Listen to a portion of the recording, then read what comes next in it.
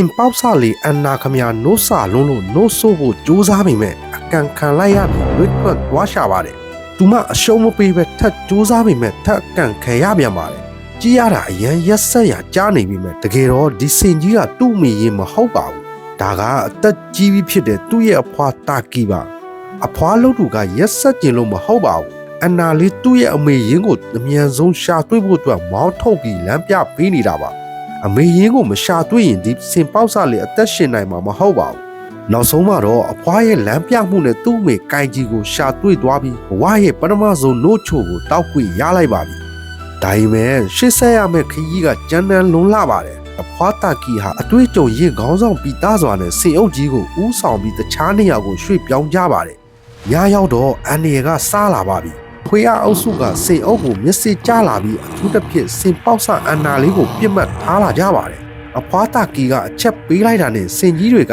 အန်နာကိုအလဲမှာထားပြီးဝိုင်းလိုက်ကြပါတယ်။ဒါပေမဲ့ခွေးအားတွေကအရန်လိုနေတော့စင်အုပ်ကြီးလန့်ပြီးလူစုပွဲကုန်ကြပါတယ်။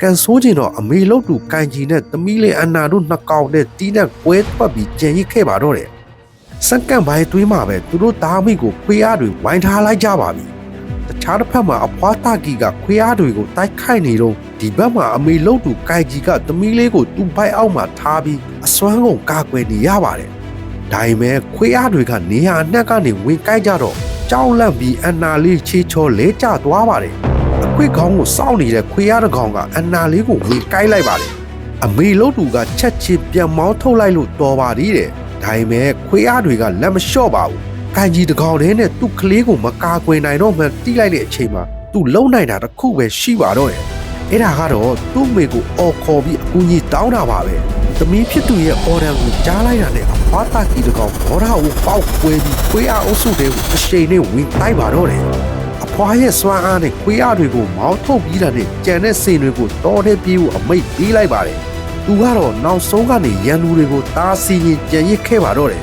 ။စင်အုပ်ကြီးတောထဲပြေးဝင်သွားပြီမဲ့ဒဏ်ရာရထားတဲ့အန်နာလေးခမရနောက်ကျကြံရစ်ခဲ့ပြန်ပါတယ်။မိမလေးရဲ့အော်ဒန်ကိုကြားလာတဲ့အဖွားတာကီဟာချက်ချင်းလှည့်ပြန်လာပြီးခွေးအားတွေကိုထပ်မောင်းထုတ်မိမလေးကိုသူ့ရင်ဝင်အောက်သွင်းပြီးကယ်ထုတ်ပါတော့တယ်။နောက်ဆုံးမှတော့မိသားစုအားလုံးရဲ့စီးလုံးမှုကြောင့်သူတို့တွေတောအုပ်တွေကိုဘေးကင်းစွာရောက်ရှိသွားကြပါပြီ။အန်နာလေးခမရဒဏ်ရာတွေဘလောက်ဘွားနဲ့နာကျင်နေပြီမဲ့ကံကောင်းစွာနဲ့ပဲအသက်ရှင်ခွင့်ရလိုက်ပါပြီ။ကိုယ့်အသက်အန္တရာယ်ကိုမငဲ့ပဲသမီးနဲ့မြေးအတွက်တိုက်ပွဲဝင်ခဲ့တဲ့အဖွားတာကီရဲ့စိတ်ဓာတ်ကတကယ်ကိုလေးစားစရာပါပဲ။မိတ်ဆွေတို့ရောကိုယ့်ပေါ်မှာထားတဲ့အဖွားတွေရဲ့မြင့်တာနဲ့ပတ်သက်ပြီးအမှတ်တရတွေရှိရင်ကွန်မန့်မှာမျှဝေပေးသွားကြပါဦး။နောက်ထပ်လည်းတော်ရိုင်းတလိษံတွေရဲ့စိတ်ဝင်စားစရာဇလန်းတွေကိုဆက်လက်တင်ဆက်ပေးသွားမှာမို့